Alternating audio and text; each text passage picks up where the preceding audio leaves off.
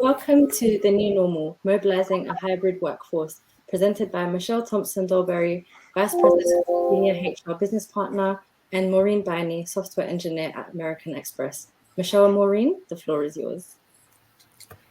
All right. Hello, everyone. Thank you for joining us today. This is definitely the new norm, and making sure that everything is working from a technical perspective. So it is really great to be here.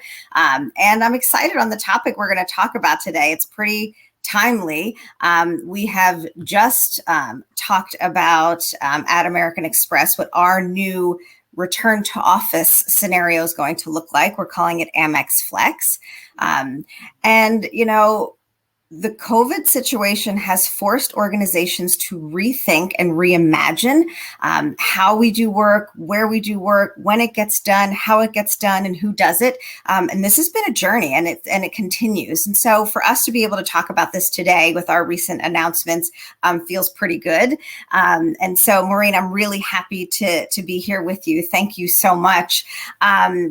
And so, you know, I'm Michelle Thompson-Dolberry. I lead a lot of our HR functions for technology and digital. I've led our I&D efforts, leading our partnerships. And so all of this is really, really important, really critical, and comes together in an interesting way for the technology industry. So, Maureen, let's talk about how businesses can prepare for this. How do they start to think about returning to office, preparing for a hybrid model? What should people be thinking about? Okay, thanks, Michelle. So I think that the first thing to note here is that some people are going to be wanting to go back to the office, and others are going to want to stay at home. So the most important thing, the first thing that comes into my mind is the communication tools. If we're not all going to be in the same space, we need to have a way of communicating with each other. If you wanted to send a quick note to someone, email might not be the best option for you to go on there. So just a quick instant message, an instant messaging tool, just so to send a quick note, a quick line to someone to ask them a question or to get their input on something. I think that's the way to go. If you had something else, which is maybe something longer, something that you wouldn't want to share on instant messaging, then you might want to go with email. So communication tool might be the first thing that you think about. I think that's a great point. And it all starts with the mindset, right? Right now, this is the equalizer. We're all home almost, right? There are a lot of folks who are going back, but for the most part, we're still all home. We know that we have to maybe slack someone because we're not going to run into them on the way to the loo, right? Like, we just know that we have to do that. But when some people are in the office and some of us are still at home, we need to think about how do we communicate more effectively depending on what that looks like. And that will be different, and it will be different for us to think about. You know, when designing technology, obviously it's essential to be able to collaborate with everyone. What can leaders do to encourage collaboration and really make it essential to the work that gets done? That happens to be one of our key leadership behaviors in terms of collaboration. So what are some best practices that you use to make sure that collaboration on your team and across your team is strong, especially now in this virtual environment?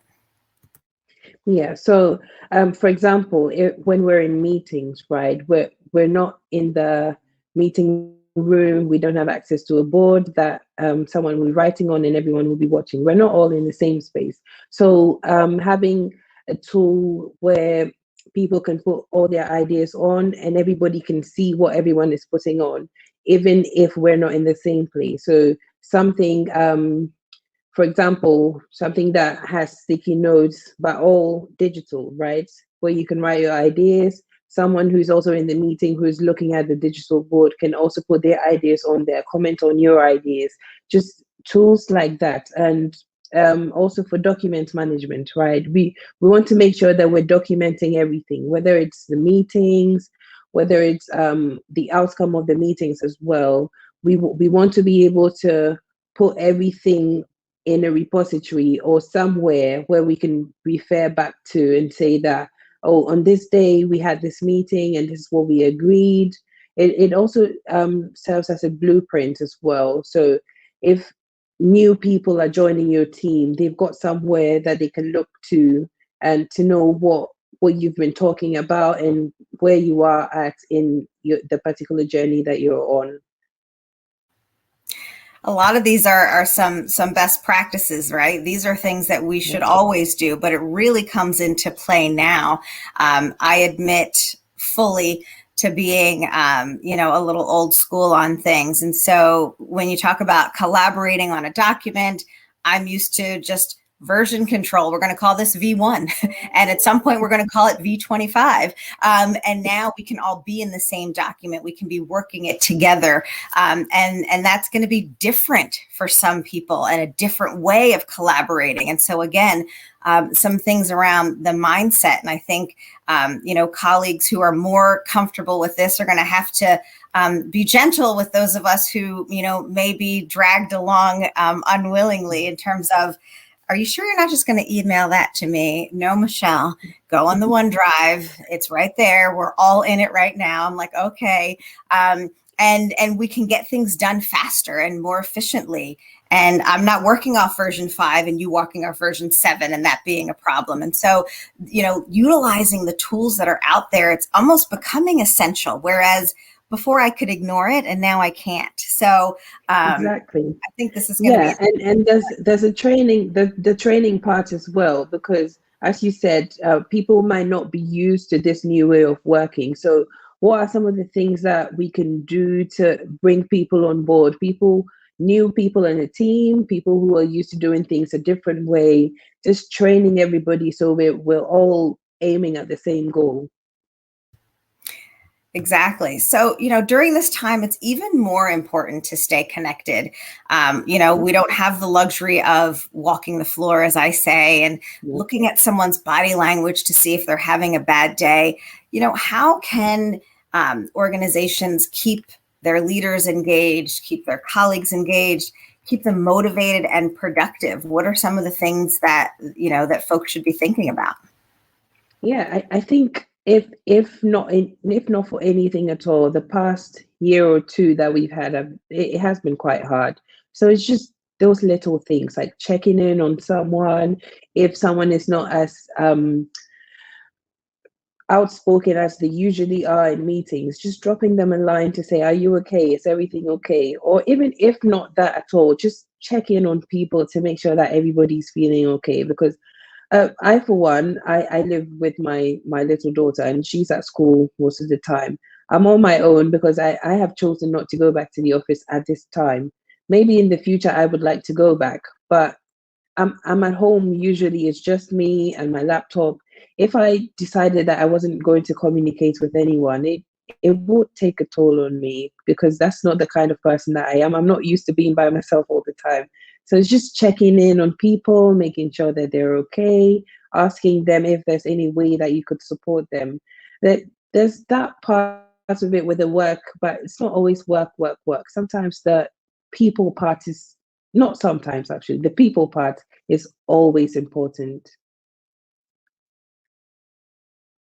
And I think that's one of the things that has been really difficult for me during this time. So I'm really extroverted. And so being at home for me this whole time has been very hard. I'm used to being able to just chat with people and stop by and not being able to do that has been harder for me because I rely on that to understand and to see how someone is doing, right? So for me, it doesn't always come naturally to say, oh, I haven't heard from so-and-so, let me check in on them. But this time it's not just hard for an extrovert who's used to being out there. I feel like it's also hard for an introvert who's used to being pulled in by someone like me, right? Like there are colleagues who I know they might not say anything all day if I don't go over to their desk and go, hey, what's going on?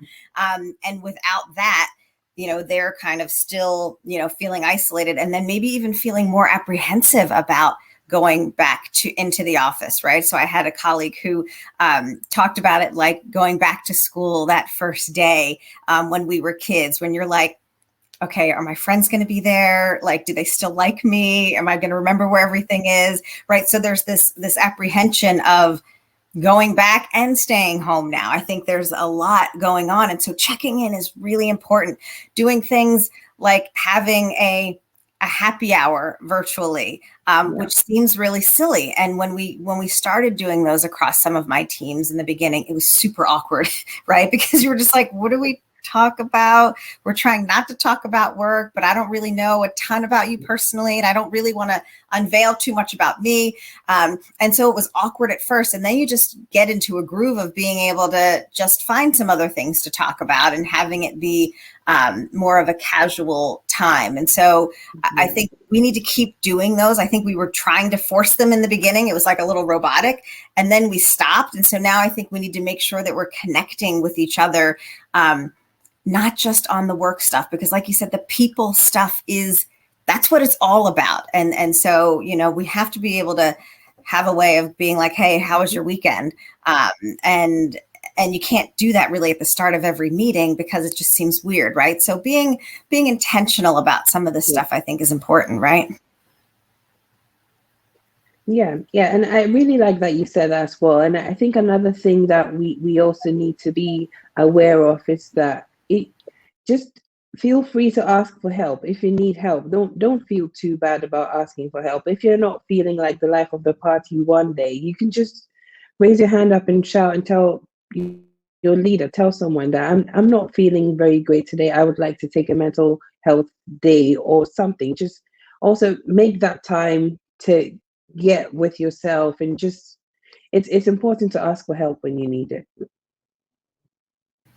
I think you're right. I think the balance is hard, right? Thinking about that work-life balance and thinking about how we should be approaching it and thinking about it. I think the communication piece is critical, right? You have to, I tell people all the time, I'm not a mind reader.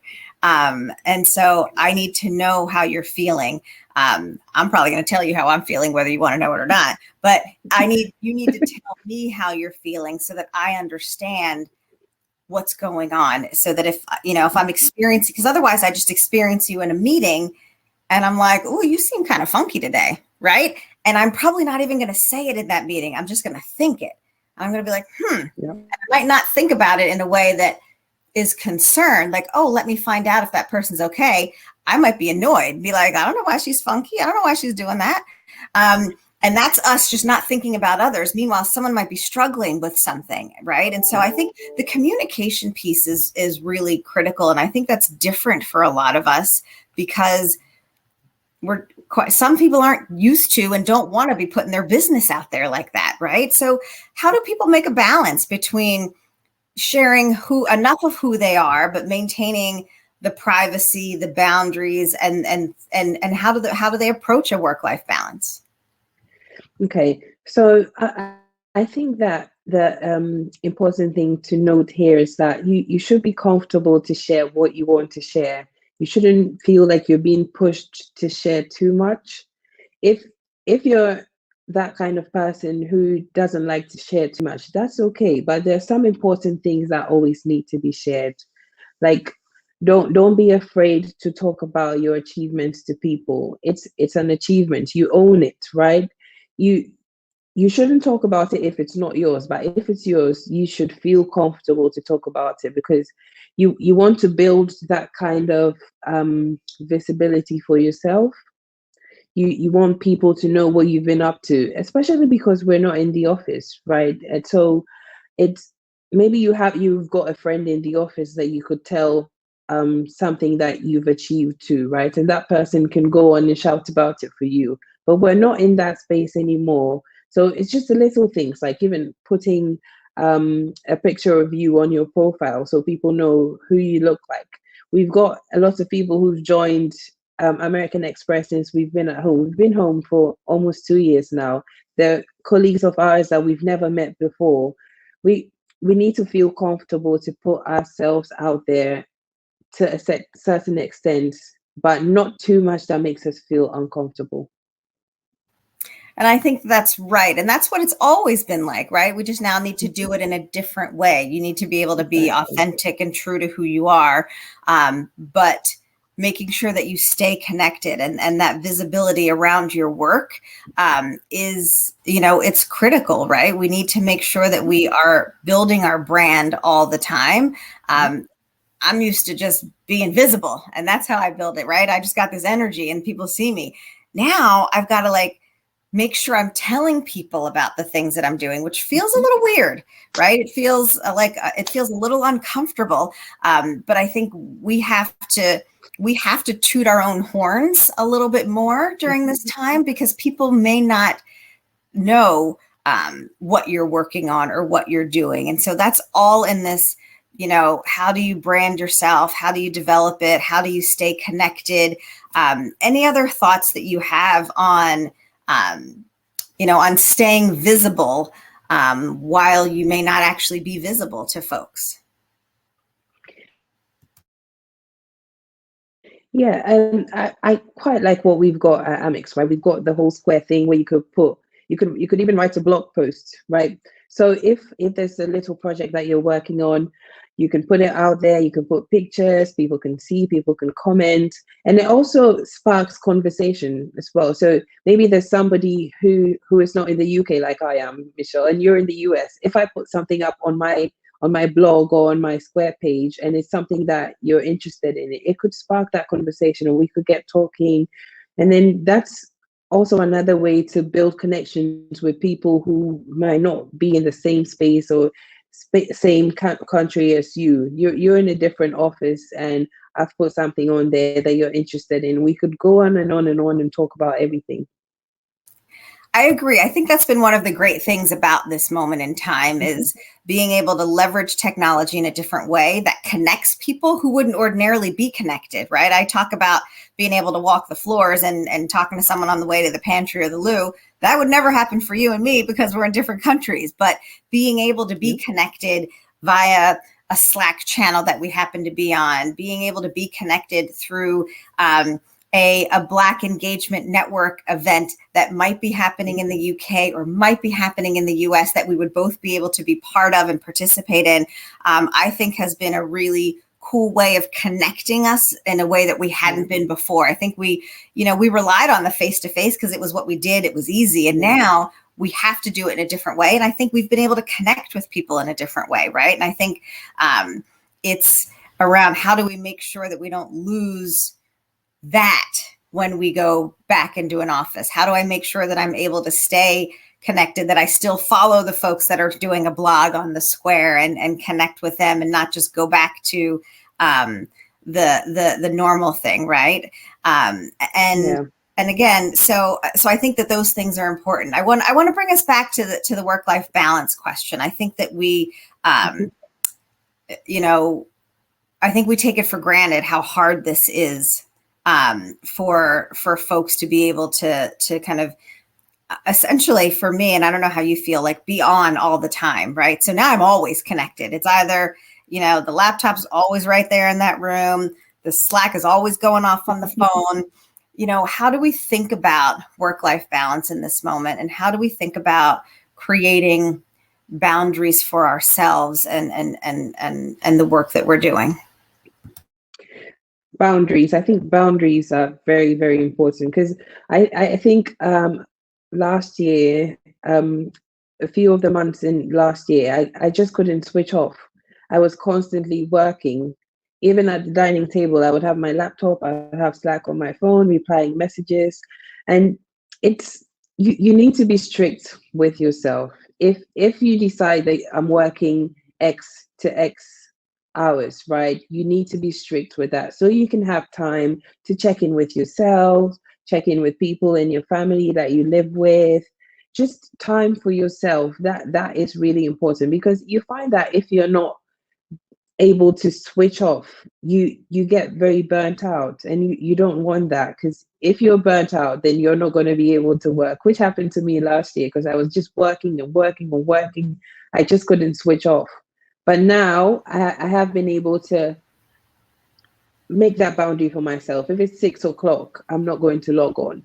And Right. there are other days that I might ask to work a bit flexibly, so I can be at my daughter's school for something, which I used to do when we were in the office anyway. Exactly. But now you need to be more strict with how you're working and what kind of hours that you need to work. If you decide that today I'm going to log on maybe at around 11 o'clock and log off a little bit later on, you know that later on should be a time that you should have that in mind. It's Right. time for me to log off, and just log off and get on with your life. And I agree. And I think so much of the boundaries piece is us, right? Here's what, Yep. because what I know for when my team are saying, hey, I'm going to go and take a walk. I'm like, oh, is it time that someone would actually do something like that? That's interesting and great. And yes, go and do that. Right. It's nothing that bothers me or anything that I don't think should happen. We just have to feel comfortable doing it for ourselves because everyone is going to be different. Right. So for someone, it's going to be taking a walk in the middle of the day. For someone else, it's going to be doing a walk and talk meetings, which are new things that some folks on my team have instituted, right? Where, hey, nobody's going to be on this camera. I'm getting outside and getting some fresh air. We're using that old thing called the phone. We're just going to talk, right? We're just doing a walk and talk. And saying that, or saying, hey, I've got to go to the gym. I had someone last night I was supposed to talk to, and she's like, can we talk after I go to the gym? I'm like, of course. And we have to do that for ourselves and recognize that no one is going to set our boundaries for us. They're just not, right? Nobody loves us that much, right? Nobody except for my mama is going to tell me it's time to stop working. And so we have to say, this is it for me for the day. And no one is going to care. No one's going to, because they're all setting their own boundaries, right? And the job's going to suck life out of you as long as you let it. Right. So we have to, so I agree. And like you said, we had that flexibility before. We always did with Amex. And I think now we just feel strange exercising it, but I think it's on us to do. We have to own that, and we have to own that bit of self-care and really practice it, because my mind still doesn't shut off. I may not be in front of this computer, but I'm still like switched on. And I try to at least give myself a little more downtime, right? And say, okay, what am I going to do? We, one of the things that we did last year, we've got, there's this app called Calm, and Amex offered it to customers and then to colleagues for free. And so I put that on my phone, and I totally never wind down, but every day in the morning, it's going to pop up. It's going to ask me what I'm grateful for. And that's going to give me time to have a little gratitude. And at the end of the day, it will pop up with a message that says, hey, take a little time to see how you're feeling. How was your day? And then I can just jot some notes down, or just take a moment to try to separate from everything of the day. And so I think those are things that we have to do for ourselves, and we just have to find our own way, right? Yeah, exactly. Calm is my daughter's favorite thing at bedtime, because it's got the bedtime stories as well for kids, which is amazing. It's really great. Sometimes with my daughter, we go through a few too many of them. She's like, I don't like that person's voice, and that doesn't sound nice. And so I'm like, okay, we're on the third story. It's time for bed. So I know that we've got some questions coming in also, and we want to leave time for that. Anything that we want, any other actionable tips we want to leave our audience with? I think we've had some nuggets already. Anything that you want to reinforce? Yes. The one about boundaries. Boundaries are very, very important. Set boundaries for yourself, and also make sure that you're not crossing other people's boundaries. Very, very important. I think that's very important, right? That's an issue of respect. And for me, I think the big one is communicate, right? Communicate, let people know what you need, let them know how you're feeling. If you're not okay that day, it's okay to say that, hey, I'm just not feeling this today, for whatever that means. And nothing else is required, just to let someone know if you deal with me and I'm a little funky, that's the reason. It's not you, it's me. But I think communicating with others and being really clear about our needs is super important during this time, to make sure that we can continue to get along with others. And I see a couple things coming in, and I'm not sure if I'm supposed to answer them, but I'm going to see one. Jay has just said, do you think it's possible to over communicate? I do. So early on in the pandemic, we were sending out emails like all the time. And we had to send up the flag up to leadership to be like, thanks for talking to us, but stop. Like, you're overlooking me with communications. And so I think there is there's a risk you run as the leader in terms of how much to communicate. I think as the employee on the team, I don't know that there is. I think there's a real good opportunity to create bonds by communicating. I mean, there is such a thing as TMI. You already know that. But I think communicating how you feel and what you need, I think is always a good idea. Yeah, I agree. And that part about always having something to say, right? I think that's one of the reasons why at the start of going off to work from home, right, we felt like we had too many meetings, because everyone thought that everything should be in a meeting. If you have something to say, then you have to call a meeting. It doesn't always have to be like that. And these are the things we continue to learn, right? And I'm so grateful that you all joined us today for our session. Thank you so much. At American Express, we're committed to making sure our colleagues are as diverse as our customers and the communities where we live and work. We embrace and we value differences, and we believe that unique perspectives, backgrounds, and experiences are critical to our success. Things like this, topics like this, are for that reason, so that we can get to learn about one another and understand one another even more, and allow us to bring our best selves to work every day. And so we want to make sure that our colleagues feel like they are in a place where they can be seen, heard, and where they belong, and where they can just be themselves, because that really matters. And that's how we give the best to our customers. And so we hope that you will go and be your best and give your best every day. And we thank you for joining us on our session.